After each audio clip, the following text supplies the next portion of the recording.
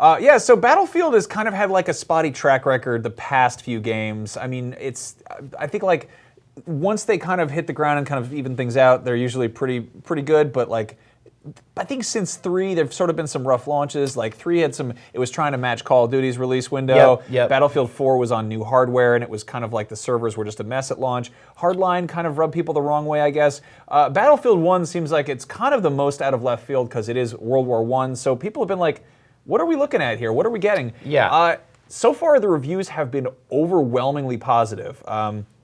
Ours, I don't know if we have a final score up yet, but Chloe Rad's been reviewing it. She's been very positive about it. We're basically trying to be very cautious and not put a final score on things until we've got a chance to really see what it's like out in the wild and test the servers. Play multiplayer and all that stuff. But yeah, I wanted to pull a few kind of sound bites from Metacritic, which is of course kind of encompassing all sorts of different reviewers out there.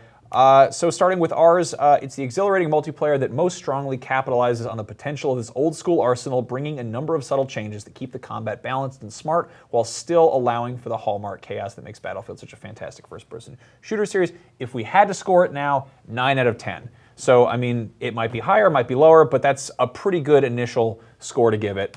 On that note, GameSpot just kind of pulled the trigger, 9 out of 10. So, splendidly interprets the early 20th century as a world in which technological transition while humanizing the war's participant through well-crafted, albeit fictional, narrative vignettes. Combined with the enthralling multiplayer component, the overall result is the studio's best work since Battlefield Bad Company 2. Awesome. Yeah, good news. Yeah.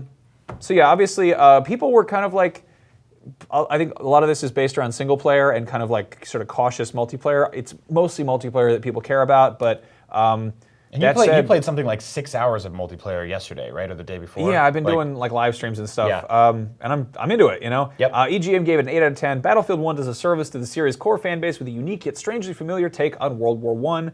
Yeah, again, it's a weird war to be messing with. You get Capture the Pigeon and horseback sword fights, so it's kind of a far cry from, I don't know, it's sniper scopes and NVGs, but there we go.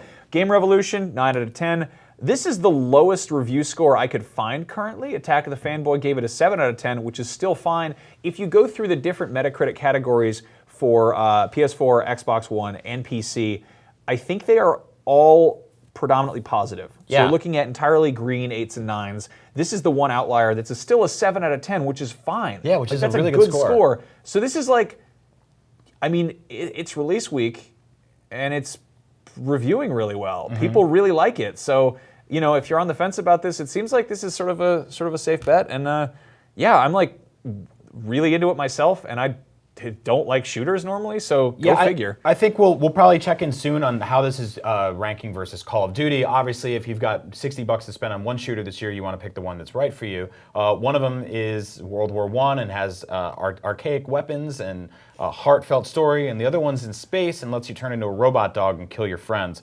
So that's up to you. But if you were looking on saving $60 this fall by avoiding this game and hoping it was bad, sucks for you, man, because it looks like it's awesome.